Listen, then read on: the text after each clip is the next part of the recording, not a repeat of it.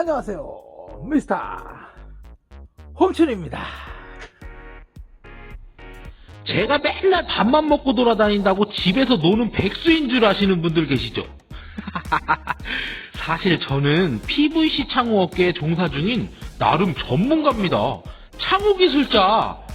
제가 근무하고 있는 유한회사 백산창호건설은 PVC 창호업계 1세대이신 제가 가장 존경하는 저의 아버님께서 1997년에 개업하신 전통과 신뢰를 갖춘 튼실한 기업입니다. 그래서 홍춘이가 제가 알고 있는 창호 관련 지식들, 실생활에 알아두면 좋은 유익한 정보들을 전해드리려고 미스터 홍춘의 마음의 창이라는 컨텐츠를 준비했습니다.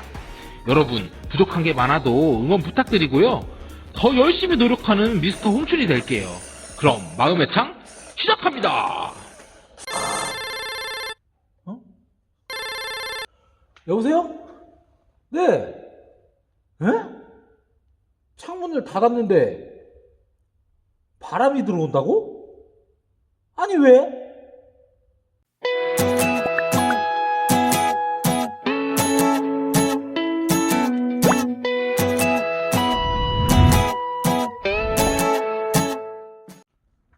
여기는 제 창호 작업실입니다. 엄청나죠?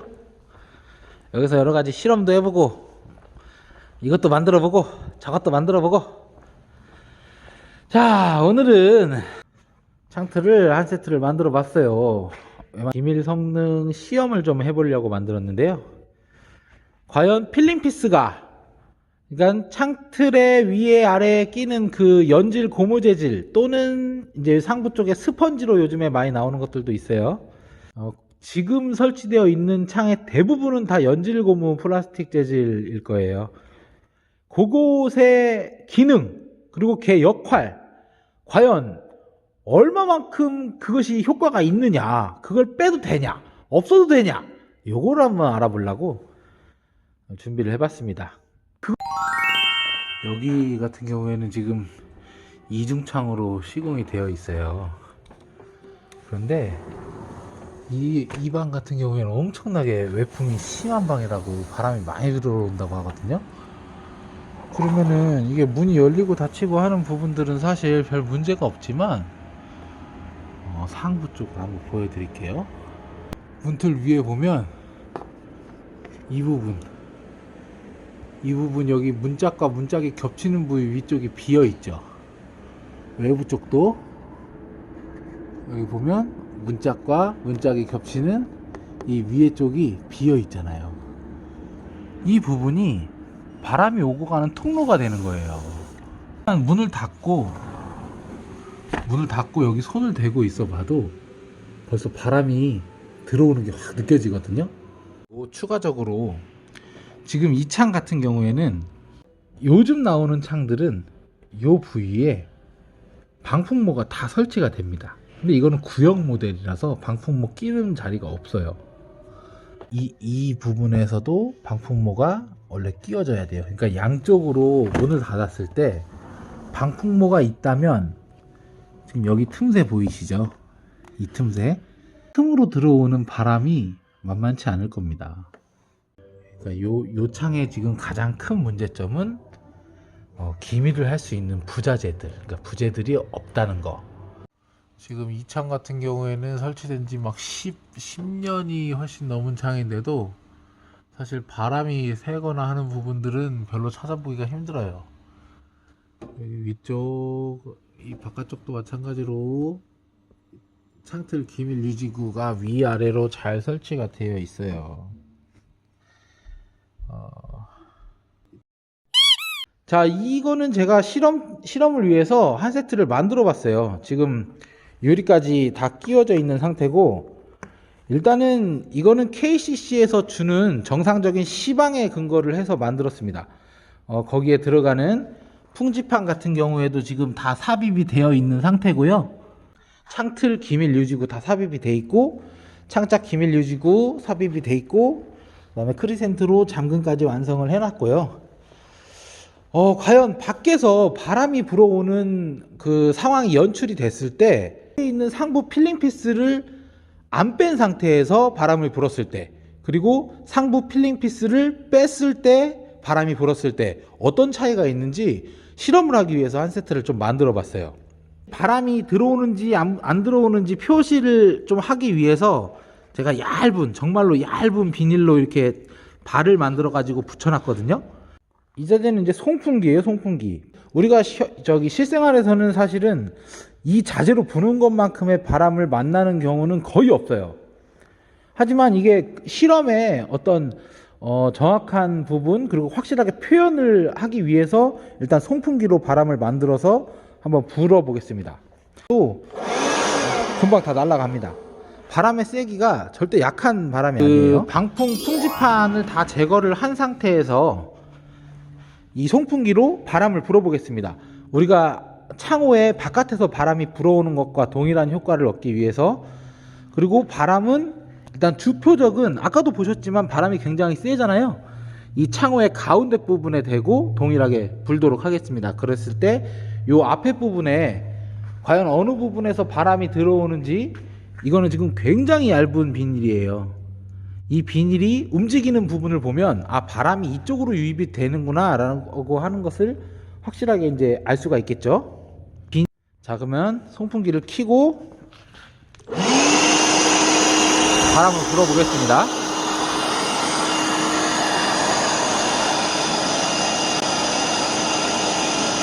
보이시죠?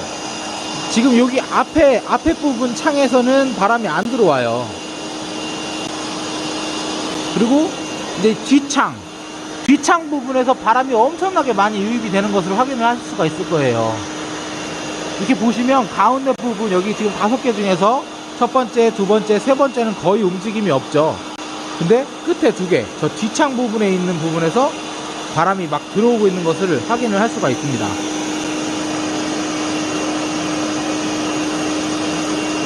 자, 송풍기 켜겠습니다. 송풍기 켰어요.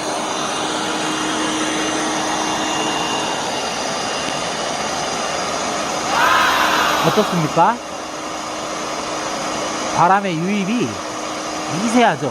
저 가운데 부분하고 끝에 부분에서 약간 바람이 유입이 되는 부분을 확인을 할 수가 있어요.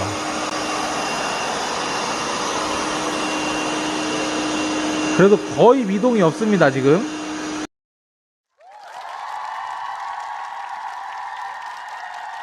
다른 분들도 어떤 의견을 내실지는 잘 모르겠지만, 일단 제가 창호업계에서 오랫동안 종사를 하면서 느낀 점이 뭐냐면, 제품이 문제가 아니고 시공상의 주의점, 그리고 제가 이 필링피스 문제를 왜 가장 많이 지적을 하느냐, 저 자재가 있으면 문짝을 끼울 때 좀 간섭이 있어요. 저거를 좀 밀어 올리면서 굉장히 좀 힘들게 빡빡하게 들어가는 경향이 있습니다.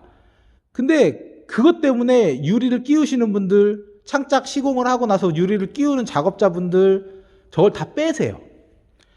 늘상 말씀드립니다. 저거 빼시면 안 돼요. 저거 빼면 바람 들어옵니다. 저것 때문에 외기 유입됩니다. 저것 때문에 나중에 겨울에 엄청 추워요. 우풍이 생깁니다. 말을 안 들어요, 사실. 저 부분들은 소비자분들께서 직접 확인을 하실 수 있는 부분이에요. 문만 열어보면 알 수가 있어요. 바닥에 보면 가운데 부분에 이렇게 창짝과 창짝이 만나는 부분, 그리고 방충망 이 레일 쪽으로 2개가 붙어 있고요.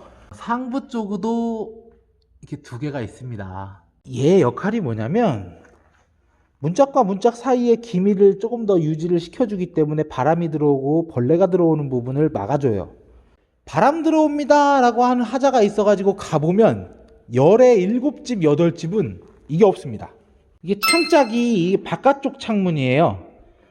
요즘 나오는 제품들 대부분은 다 이 여밈대에 이 방풍모를 다 삽입을 할 수가 있어요. 이 방풍모가 저 뒤쪽 창문에 있는 방풍모, 이게 이 창문이 와서 이렇게 닫히겠죠. 문짝이 밀착이 됩니다, 이쪽 사이가. 그러면 이게 바깥쪽에서 한번 보면, 자, 앞쪽 창에 뒷면에도 방풍모가 있어요. 이 방풍모와 뒤쪽 창에 있는 방풍모가 저기서 겹쳐지면서, 그랬을 때 문을 이렇게 걸어주게 되면 약간 미세한 움직임이 있긴 하지만 이 앞창과 뒤창이 붙어요. 이렇게 붙으면서 저 가운데 사이에 있는 방풍모가 압착이 되면서 이렇게 밀착이 되게 됩니다. 앞창과 뒤창을 붙여주면서 그 안에 있는 틈을 다 막아주겠죠. 그러면 이게 정상적인 제품인 경우에는 밖에서 바람이 불어도 사실 그렇게 바람이 유입이 될 일이 별로 없어요. 그 다음 바람이 들어오는 또 통로가 되는 부분이 어디냐면 이 하부에 있는 로라와 창틀의 레일이 저 겹쳐져 있는 이 공간 보이시죠? 이 미리수, 그리고 여기 상부 쪽에 문짝과 레일이 겹쳐져 있는 부분, 저 미리수, 이 부분을 보고 아래쪽은 하부 걸림치수, 위쪽은 상부 걸림치수라고 합니다.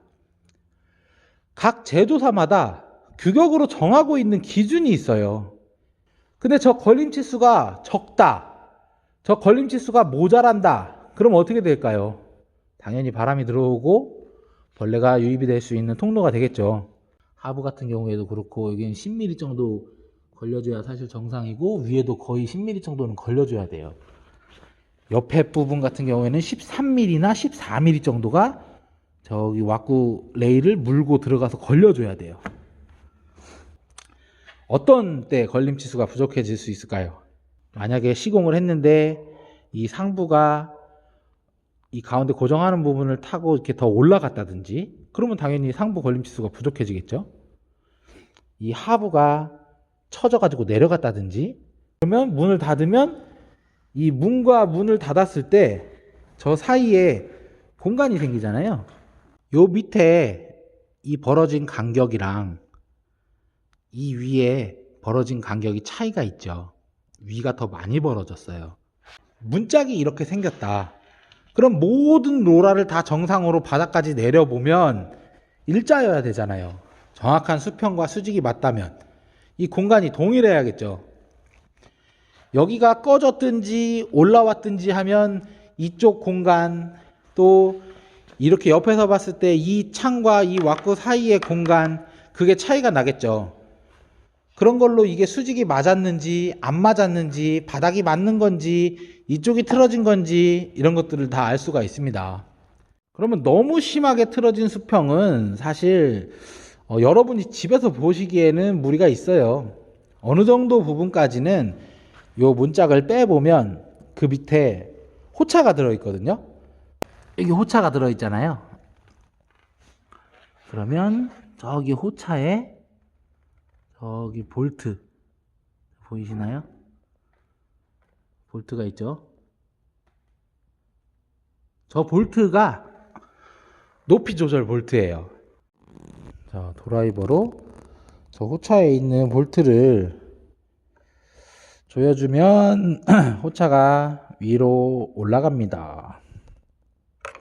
창문에서 바람이 들어와요, 우풍이 심해요 라고 해가지고 현장을 방문을 하거나 AS를 가면 인터넷이나 마트나 이런 곳에서 문풍지도 사다 붙여보고, 또 틈막이 제품들도 사용을 해보시고, 뾱뾱이도 붙여보고, 그리고 요즘에는 스펀지 타입으로 문틀 사이에 끼는 뭐 가래떡 이런 제품들도 많은데, 다 해보시고 나서도 안 되는 경우에 사실 전화를 주시는 경우가 많거든요. 하지만 우풍이나 이제 뭐 춥다 이런 부분들은 상당히 주관적인 부분이잖아요. 모든 사람이 다 똑같이 느낄 수 있는 그런 정도는 아니니까 개개인마다의 편차가 분명히 있는 건 사실입니다.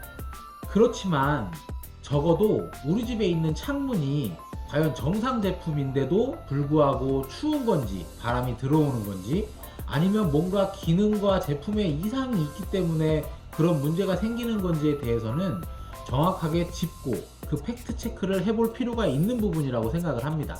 제가 오늘 실험도 해보고 여러 가지 사례들을 이제 소개를 해드리는 이유가, 시중에서 인터넷에서 파는 기밀 부재들이 좋다 나쁘다, 뭐 사용을 해야 한다 필요 없다 이런 부분 때문에 말씀을 드리고자 하는 게 아니에요.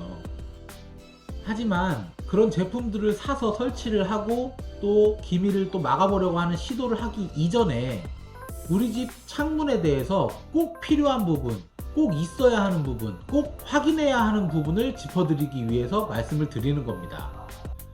자, 오늘 미스터 홍춘의 마음의 창에서 짚어드리는 내용들 정리를 한번 해보겠습니다. 첫 번째, 창틀에 삽입되는 창틀 기밀 유지구 필링 피스, 우리 집 창문에 과연 설치가 되어 있는지 안 되어 있는지 꼭 확인해 보세요. 두 번째, 창틀과 창짝에 삽입되어 있는 방풍모 모헤어가 정상 기능을 하고 있는지 못하고 있는지를 확인해 보세요. 세 번째, 우리 집 창문이 과연 수직과 수평이 정상인지, 문틀이 문짝과 잘 만나고 있는지, 틀어지지는 않았는지, 그런 부분들 꼭 체크해 보세요. 네 번째, 인터넷이나 시중에서 판매하는 기밀 부재들을 사용하시려면 위에 세 가지 사항들을 다 확인을 하시고, 그럼에도 불구하고 내가 느끼기에 춥다고 생각이 되시면 그런 기밀 부재들도 활용을 해보시기를 추천합니다. 우리가 주변에서 흔히 볼 수 있는, 그리고 또 가장 많은 사용을 하고 있는 창문은 슬라이딩 창문입니다. 문이 문틀 위에서 움직이면서 열고 닫히고 하는 창문이기 때문에 이 창문이 100% 정확한 기밀을 할 수는 없어요. 분명히 어느 정도의 바람이 통하는 기밀 성능은 존재를 합니다. 그렇지만 그 기밀 성능이 원래 가지고 있는 만큼의 기밀 성능을 발휘를 하는지 못하는지, 그게 정말 중요하다고 생각을 합니다. 홍춘이가 봤을 때는 대다수의 바람이 새는 집들은 뭔가 문제가 있기 때문에 바람이 들어오는 거예요. 정상적이지 않은 상태이기 때문에 바람이 들어온다고 생각을 합니다. 그래서 꼭 확인하세요.